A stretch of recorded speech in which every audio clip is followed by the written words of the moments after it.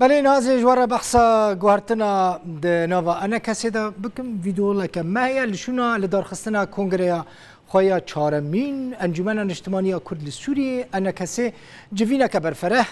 با آوایی که نهینی سری و شرطی و چاوین کامرایان دور لدار خست دوی جوینه دا هنک گوهرتن د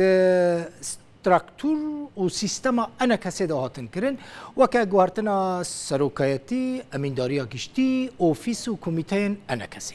دوی ویدیو ولیده که هفکار من بر پرس دیسکا روژ آوای کردستان سوریه خالد جمیل محمد آمده کری امی هنکی جوان گوهرتنان لسر و تابلوی ببینن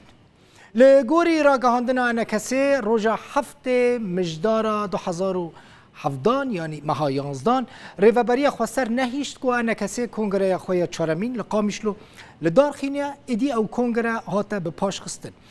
روژا یک شمه یعنی ده و مهه با آوائه کی ده یعنی نهینی دیسا سری و وشارتی و دیسا جراگاندن دور انا کسی جوینه که برفره لجهه کی ندیار لدار خست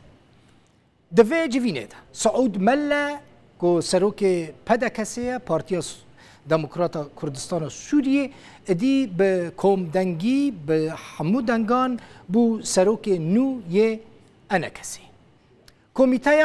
پیواندین دروژی هاته البجارتن اوجی شش کسان پیکته کمیته که هفبش هاتی دامزراندن او کمیته جی و کارو بارین انجمن بره و ببه حتی که کنگره خویا چارمین به سروکتی سعود مله لدار دخه کمیته هفبش نونرین 4 پارتیان پیکته او جی سرکرده پدکسه سرکرده پارتیا یکیتیه پارتیا چاکسازی و پارتیا دموکراتان اجتماعی و پارتیا وک هفی یعنی 4 جوان پارتیان دی کمیته که بلند ته آوا کرن بارم سر امینداریا گشتیا انا کسی امینداریا گشتیا انا کسی جی هات هل بجارتن امینداریا که نو هات هل بجارتن او جی جه 17 جن و اندام جنن و کسایتین سربخواه و 14 اندام پارتیان پیکته اف جی امینداریا نو یا انا کسی جبو زانیاریان انا کسی یعنی جبو معلومات و آگاهی نواد درباره انا کسی ده هبن انا کسی روژا 26 ماه دهان سال 2011 هات دامزراندن انجمن اجتماعی کرد سوریه اف ناوی وی دریج کردی جرد بجن انا کسی